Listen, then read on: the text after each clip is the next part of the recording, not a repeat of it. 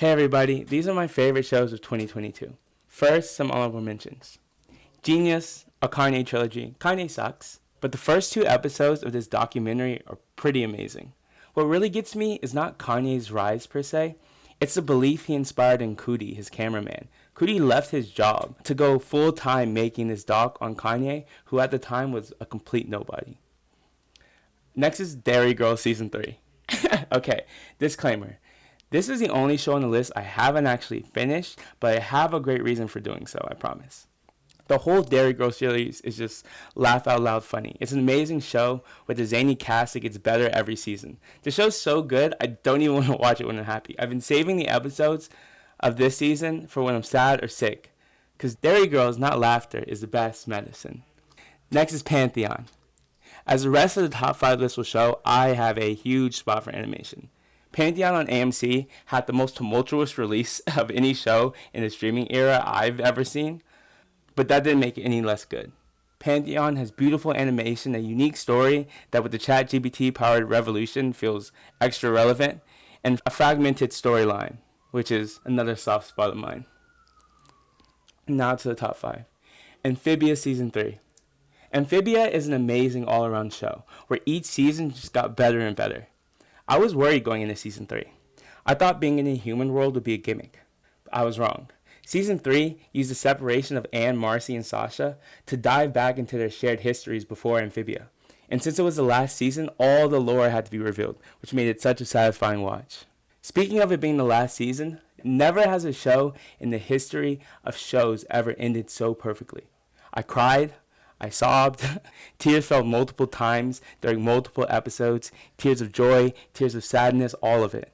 I'm getting emotional thinking about it now. It was spectacular, and I cried even more when it was over, just knowing I'll never see those characters again. Number 4 is Lycoris Recoil. Having an OP character is a common anime trope, but it's a hard one to get right. Lycoris Recoil gets it right. Tasalo is the perfect OP character, and Lycoris Recoil isn't afraid to show how talented she is. There's plenty of action that's fast-paced, exciting, and truly unpredictable. The main villain, Majima, is legitimately a loose cannon and OP in his own right. You know that in anime the good guys are supposed to win, but in Lycoris Recoil you really aren't sure. As watchers, we're somewhat in the seat of Takana, the second main character. So we fall in love with the rest of the cast at the same time she is. That's my favorite part of the show. It makes it so that when things are happy, we feel happy and she feels happy. But more importantly, when things start to go south for our crew, the feelings we feel from the outside are mirrored through her. Third is The Boys Season 3.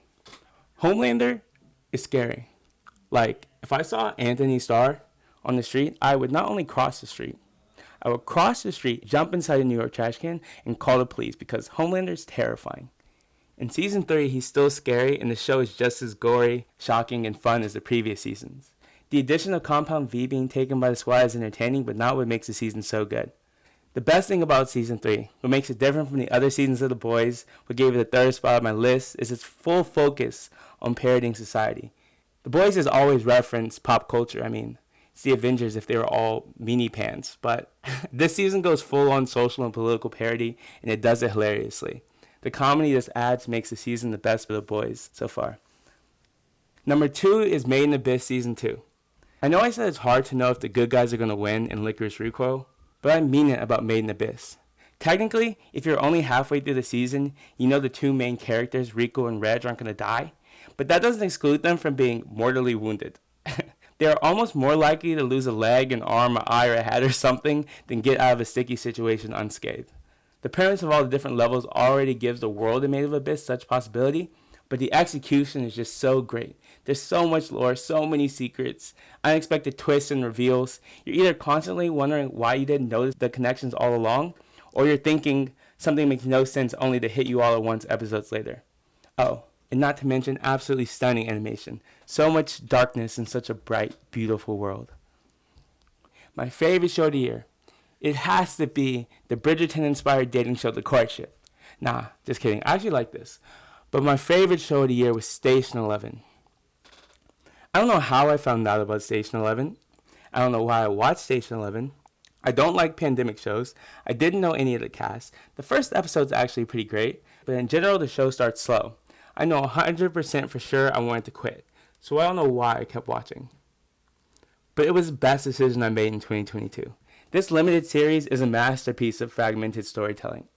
It starts when the pandemic starts and introduces us to Kirsten and Jeevan.